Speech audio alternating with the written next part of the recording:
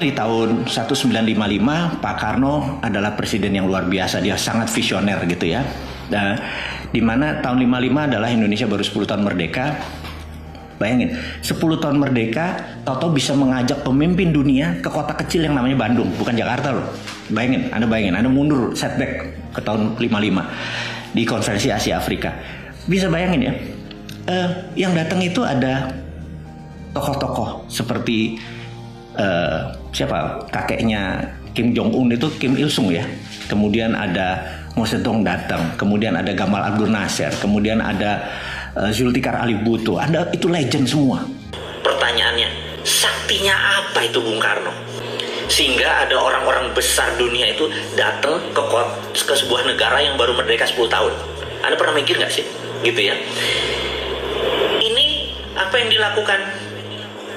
Soekarno tahu sekali bahwa Indonesia memiliki aset yang luar biasa yang namanya natural resources, sumber daya alam. Dari mana taunya bahwa sumber daya alam di Indonesia itu the best in the world, bukan one of the best, jadi the best in the world? Sederhananya begini, kalau ada bola, dari bola apa ya, dari bola plastik kita tiup, kemudian di bola itu kita kasih glitter, kita kasih yang sparkling, yang mengkilat tuh. Kemudian bola itu diputer. Apa yang terjadi? Glitter itu di mana nempelnya? Glitter itu nempelnya ada di tengahnya, gitu ya. Tengah glitter. Nah, di Indonesia ada di Katulistiwa. Sudah miliaran tahun bumi ini berputar pada porosnya, betul ya? Kecuali yang flat earth lah, silahkan itu. Gua nggak ngerti gimana dia bisa ada matahari siang malam tuh kalau nggak matahari berputar. Otaknya gua nggak tahu lah di mana. Gua anti flat earth gitu ya.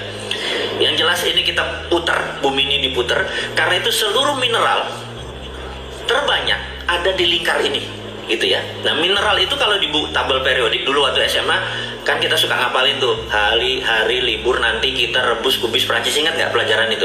Udah pada lupa. Lu kimia pada kemana? Terus besok minggu cari Sri Baginda Laja ke BE, SG dan lain sebagainya. Ingat ya pelajaran itu ya. Nah, itu semua ada di Indonesia. LI yang saat ini lagi dibangga-banggain orang, litium, ada di Indonesia gitu ya. Nah, Soekarno tahu sekali bahwa mineral-mineral tadi, mulai dari mineral tanah jarang atau rare earth sampai mineral precious group metal, itu semua ada di Indonesia.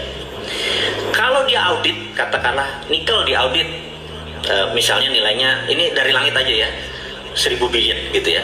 Terus copper nilainya 1000 billion gitu ya. Terus apalagi dia sebutin lah, mangan, thorium, palladium, osmium, germanium, apapun sebut gitu ya.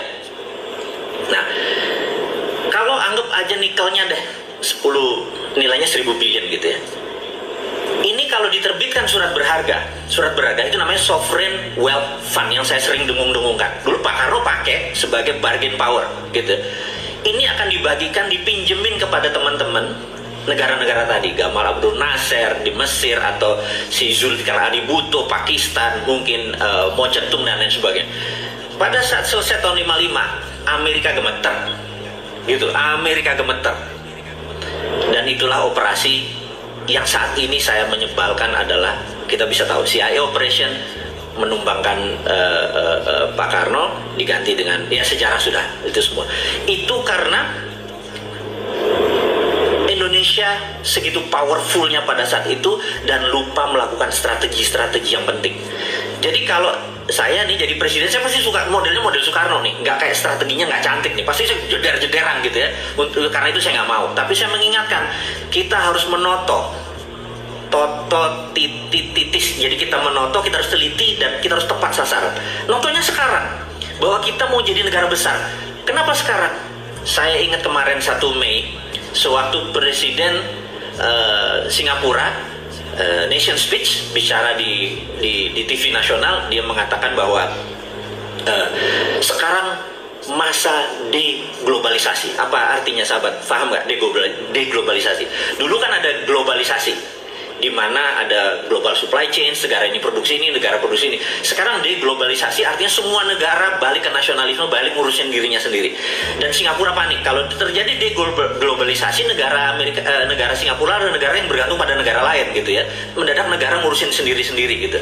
Nah, pada saat negara ngurusin sendiri-sendiri, Singapura panik. Singapura harus merubah country actionnya gitu ya, dan dia udah ngomong, saya bilang wah hebat juga nih, saya pikir dia pasti sudah thinking far gitu ya, dan pemimpinnya bagi saya adalah visioner sekali. Saya pikir oke, saya salut, saya rinci sekali, saya catat apa yang dia maksud. Nah, kembali lagi pada saat semua negara sekarang deglobalisasi, mereka ngurus dirinya sendiri, ngurus karena COVID, ngurus karena efek ekonomi dan lain sebagainya. Terus banking ada masalah problem, masalah non-performing loan, segala bangsa ini sebentar lagi punya masalah itu.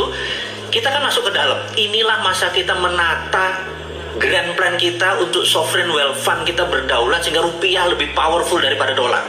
Jangan lagi pakai dolar, apa-apa pinjam dolar, apa-apa nyari foreign direct investment. Saya tuh kadang-kadang kesel tuh, kadang-kadang emang lu nggak sadar ya ada pengetahuan knowledge yang lain gitu ya.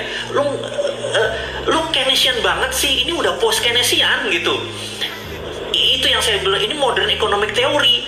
Gitu rasanya gregetan tuh, kayak gimana sih orang di dunia ini yang punya sovereign wealth fund kita yang terbesar, kita bisa rupiah underlying-nya bisa, sovereign wealth fund bisa mempengaruhi dunia. Pada saat mereka, makanya saya berharap ini jadi aneh, saya berharap COVID itu lama, satu, kedua adalah perang itu Cina sama Amerika, bener-bener begitu perang, ini moment of greatness, kita nyalip di tikungan gitu ya. Nah, teman-teman semua, saya mungkin terlalu berapi-api, tetapi saya melihat ini peluang. Karena itu, kok lu nggak lihat sih wahai pejabat, kok lu nggak lihat sih wahai politikus. Dan saya baru sadar, iya sih nggak ada TNI Polri, iya sih nggak ada ASN, yang mereka memang sudah dalam hidupnya memang sudah well plan gitu ya. Terus wakil daerah juga nggak ada porsi yang di daerah. Ini semua jadi ngerti ya. Tapi kan kita punya sosial media, kita punya sahabat-sahabat semua yang ada di tempat Instagram. Yuk kita buat kesadaran nasional. Jadi ini ada bukan sekedar new normal dalam ekonomi, tapi ini adalah new normal dalam nasionalisme gitu ya. Karena apa? Deglobalisasi tadi, anti globalis, kita menjadi balik ke nasionalisme. Jadi Indonesia for Indonesia gitu ya. Kekayaan kita jangan sampai dikeruk oleh, ada pejabat tuh kalau nggak salah yang favorit banget ngeruk dengan alasan wah kita menjadi, padahal lu doang yang untung, gua kagak gitu.